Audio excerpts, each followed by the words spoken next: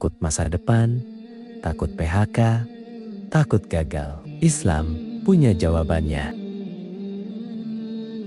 Assalamualaikum warahmatullahi wabarakatuh. Saudaraku, belakangan ini banyak orang tidur dengan mata tertutup, tapi pikirannya tidak pernah benar-benar istirahat tentang cicilan, tentang pekerjaan, tentang anak, tentang kebutuhan hidup, tentang masa depan yang terasa makin gelap. Ada yang setiap hari bekerja, tapi diam-diam takut di PHK. Ada yang sedang mencari kerja, tapi berkali-kali ditolak. Ada yang terlihat tersenyum di media sosial, padahal setiap malam menangis, memikirkan hidupnya. Dan yang paling menyakitkan, banyak orang mulai kehilangan harapan, merasa hidupnya gagal, merasa Allah tidak lagi mendengarnya. Padahal dalam Islam, Allah tidak pernah meninggalkan hambanya. Hari ini kita akan belajar bersama bahwa ketakutan, kegagalan, kesempitan bukan akhir dari hidup, tapi bisa jadi itulah jalan Allah untuk menyelamatkan kita. Saudaraku, coba renungkan, kenapa manusia begitu takut tentang hari esok? Karena manusia ingin semuanya pasti, ingin hidup aman, ingin uang cukup, ingin karir stabil, ingin semua sesuai rencana. Padahal hidup di dunia tidak pernah Allah janjikan akan selalu mudah. Hari ini seseorang punya jabatan, besok bisa kehilangan. Hari ini bisnis ramai, besok bisa sepi. Hari ini sehat, besok bisa sakit. Dan itulah dunia. Dunia memang diciptakan untuk berubah, tetapi masalah terbesar bukan perubahan hidup. Masalah terbesar adalah hati kita terlalu bergantung kepada dunia. Kita merasa tenang kalau rekening aman. Kita merasa bahagia kalau pekerjaan stabil, padahal ketenangan sejati bukan berasal dari dunia, tapi dari kedekatan kepada Allah. Allah berfirman, ketahuilah, hanya dengan mengingat Allah, hati menjadi tenang. Saudaraku, banyak orang punya uang, tapi tidak punya ketenangan. Banyak orang punya jabatan, tapi hidupnya penuh kecemasan. Karena ketenangan tidak dibeli dengan uang. Ketenangan lahir dari iman. Saudaraku, hari ini banyak kepala keluarga tidur dengan rasa takut. Takut dipanggil HRD, takut perusahaan bangkrut, takut kontrak tidak diperpanjang, dan mungkin ada yang sedang mendengarkan kajian ini dalam keadaan benar-benar bingung. Tabungan menipis, anak butuh biaya, orang tua perlu dibantu, dan hati berkata, "Ya Allah, kalau aku kehilangan pekerjaan, bagaimana hidupku nanti?" Saudaraku, dengarkan baik-baik. Pekerjaan memang jalan rezeki, tapi pekerjaan bukan sumber rezeki. Sumber rezeki adalah Allah. Jangan sampai kita lebih takut kehilangan perusahaan daripada kehilangan Allah. Karena perusahaan bisa tutup, tapi Allah tidak pernah mati. Allah yang memberi makan kita sejak kita masih di dalam rahim ibu. Allah yang menjaga kita sampai hari ini. Dan Allah tidak mungkin lupa memberi rezeki kepada hambanya. Kadang Allah mengambil satu pintu karena Allah sedang menyiapkan pintu lain. Tetapi manusia sering panik karena hanya melihat pintu yang tertutup, bukan pintu baru yang sedang Allah siapkan. Saudaraku, ada pertanyaan besar. Kalau Allah sayang, kenapa hidupku sulit? Jawabannya, karena Allah ingin kita kembali. Kadang saat hidup terlalu nyaman, manusia lupa berdoa. Saat uang banyak, manusia lupa sujud. Saat karir tinggi, manusia lupa akhirat. Maka Allah hadirkan ujian agar hati yang jauh kembali mendekat. Saudaraku, jangan selalu melihat ujian sebagai hukuman. Bisa jadi itu tanda Allah masih peduli, karena Allah tidak ingin kita hancur di akhirat. Kadang, kehilangan pekerjaan adalah cara Allah menyelamatkan kita dari kesombongan. Kadang kegagalan adalah cara Allah menghentikan kita dari jalan yang salah. Dan kadang, tangisan yang hari ini kita rasakan adalah awal dari doa-doa yang akan mengubah hidup kita. Saudaraku, di zaman sekarang, orang takut gagal karena media sosial membuat semua orang sibuk membandingkan hidup, melihat orang lain sukses, lalu merasa dirinya tertinggal, melihat teman menikah, merasa hidupnya gagal, melihat orang lain kaya, merasa dirinya tidak berguna. Padahal tidak semua yang terlihat bahagia benar-benar bahagia, dan tidak semua yang sedang sulit berarti gagal. Ukuran sukses di dunia berbeda dengan ukuran sukses di sisi Allah. Di dunia, orang dipuji karena harta, tetapi di sisi Allah, yang paling mulia adalah yang paling bertakwa. Saudaraku, jangan ukur hidup hanya dari uang. Karena banyak orang kaya, tapi kehilangan keluarganya. Banyak orang terkenal, tapi kehilangan ketenangan. Dan banyak orang sederhana, justru hidupnya penuh keberkahan. Saudaraku, mungkin malam ini ada yang sedang berada di titik paling lelah. Sudah berdoa, tapi belum dikabulkan. Sudah berusaha, tapi belum berhasil. Sudah kuat, tapi tetap diuji. Dengarkan ini baik-baik. Kalau hari ini kamu masih bisa bernapas, berarti Allah belum selesai dengan hidupmu. Kalau hari ini kamu masih bisa menangis kepada Allah, berarti pintu langit masih terbuka. Dan kalau hari ini kamu masih punya iman, berarti kamu masih punya harapan. Jangan menyerah, karena pertolongan Allah sering datang di waktu yang paling tidak disangka. Nabi Musa dikejar laut dan pasukan Firaun. Nabi Yunus berada dalam perut ikan. Maryam melahirkan sendirian. Semua pernah berada di titik sulit, tetapi Allah selalu punya jalan keluar.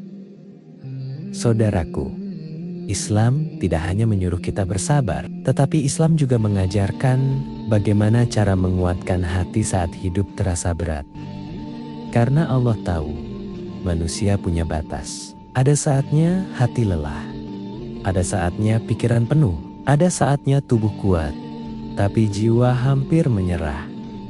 Dan di saat seperti itu, Islam datang, bukan untuk menghukum, tetapi untuk menenangkan.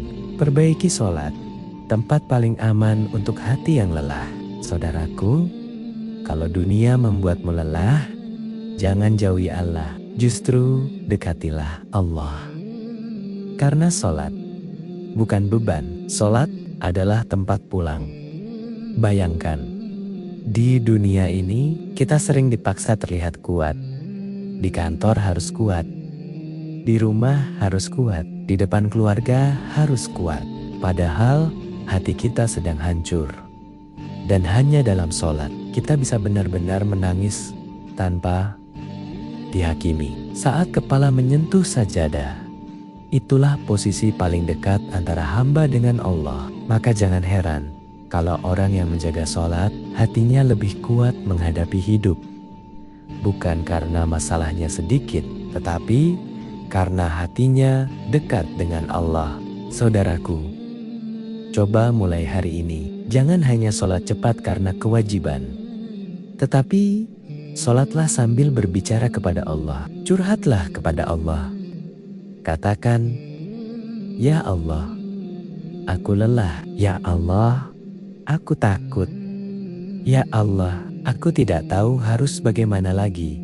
Karena Allah tidak pernah bosan mendengar doa hambanya. Dan percayalah, ada ketenangan yang tidak bisa dijelaskan saat seseorang benar-benar bersandar kepada Allah. Perbanyak istighfar, karena dosa bisa membuat hati sesak. Saudaraku, kadang hidup terasa berat, bukan karena Allah membenci kita, tetapi karena dosa yang terus kita lakukan. Dosa membuat hati gelap. Dosa membuat hidup terasa sempit. Dosa membuat doa terasa jauh. Dan yang paling berbahaya, kadang kita meremehkan dosa kecil.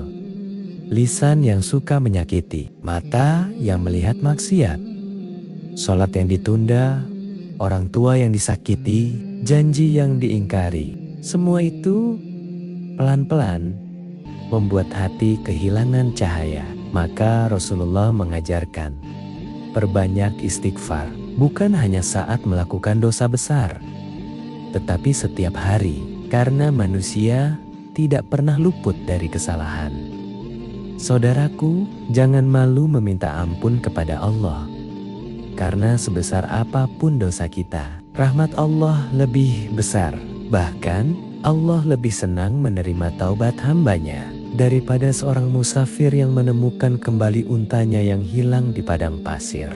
Bayangkan betapa Allah mencintai hamba yang kembali. Maka hari ini, kalau selama ini kita jauh, mulailah kembali. Ucapkan dengan hati yang tulus, Astaghfirullahalazim, Astaghfirullahalazim, Astaghfirullahalazim.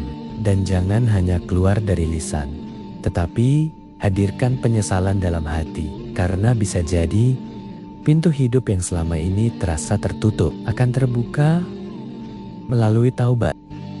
Jangan tinggalkan doa meski belum dikabulkan. Saudaraku, ada orang yang berkata, aku sudah lama berdoa, tapi hidupku belum berubah. Lalu perlahan, ia mulai kecewa, mulai malas berdoa, mulai merasa Allah tidak mendengarnya. Padahal Allah mendengar semuanya. Tidak ada satupun air mata yang jatuh, kecuali Allah mengetahuinya. Tidak ada satupun doa yang terucap, kecuali Allah mendengarnya. Tetapi masalahnya, kita sering ingin semua dikabulkan sesuai waktu kita.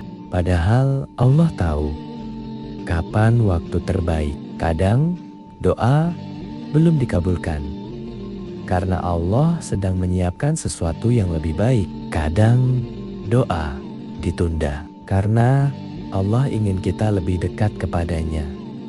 Dan kadang yang kita anggap keterlambatan sebenarnya adalah penyelamatan. Saudaraku, jangan berhenti berdoa meski hidup terasa gelap. Karena doa adalah bukti bahwa kita masih percaya kepada Allah. Dan orang yang masih berdoa artinya masih punya harapan. Berhenti membandingkan hidup dengan orang lain. Saudaraku, salah satu penyebab hati tidak tenang di zaman sekarang adalah terlalu sering melihat hidup orang lain. Media sosial membuat semua orang terlihat bahagia, padahal yang ditampilkan hanyalah bagian terbaik hidup mereka. Orang upload senyum, tapi tidak upload air mata. Upload liburan, tapi tidak upload utang. Upload kebahagiaan, tapi tidak upload pertengkaran rumah tangga. Lalu kita mulai berkata, kenapa hidupku begini? Kenapa aku belum sukses? Kenapa aku tertinggal?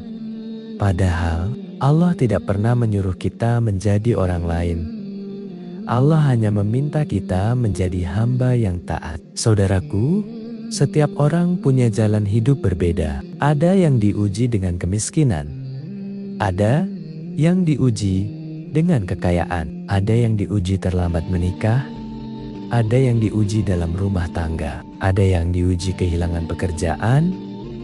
Ada yang diuji penyakit. Maka jangan iri terhadap hidup orang lain, karena kita tidak pernah tahu ujian apa yang sedang mereka sembunyikan.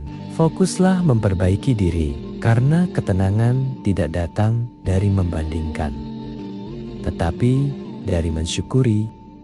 Yakin Allah sedang menyusun hidupmu. Saudaraku, ada satu hal yang sering manusia lupa, bahwa Allah sedang mengatur semuanya. Kadang kita marah karena kehilangan, padahal Allah sedang menyelamatkan. Kadang kita kecewa karena gagal, padahal Allah sedang mengarahkan. Kadang kita menangis karena ditolak, padahal Allah sedang menjaga. Saudaraku, tidak semua yang kita inginkan baik untuk kita, dan tidak semua yang menyakitkan buruk untuk kita. Lihatlah Nabi Yusuf, dibuang saudaranya, masuk sumur, dijual, dipenjara. Kalau dipikir dengan logika manusia, hidup beliau seperti penuh penderitaan. Tetapi ternyata semua itu adalah jalan menuju kemuliaan. Maka jangan mudah berburuk sangka kepada Allah, karena seringkali kita baru memahami alasan sebuah ujian setelah semuanya berlalu. Dan suatu hari nanti kita akan berkata, "Ya Allah, ternyata Engkau sedang menyelamatkanku." Saudaraku, hidup ini memang berat. Kadang kita lelah, kadang kita takut, kadang kita ingin menyerah. Tetapi jangan pernah lupa, kita punya Allah. Allah yang melihat air mata kita, Allah yang tahu isi hati kita, Allah yang tidak pernah tidur, dan Allah yang tidak pernah meninggalkan hambanya. Mungkin hari ini hidupmu belum berubah, tetapi jangan putus asa, karena satu doa bisa mengubah segalanya. Satu sujud bisa membuka pertolongan, dan satu malam kembali kepada Allah bisa menjadi awal berubahnya hidupmu selamanya. Maka, mulai malam ini jangan terlalu takut kepada masa depan, karena masa depan sudah Allah siapkan. Tugas kita bukan mengendalikan takdir, tugas kita adalah tetap beriman, tetap berdoa, tetap berjalan, dan tetap yakin kepada Allah. Semoga Allah menguatkan hati kita, melapangkan rezeki kita, menjaga keluarga kita, dan menyelamatkan kita dunia akhirat. Amin ya robbal alamin. Wassalamualaikum warahmatullahi wabarakatuh.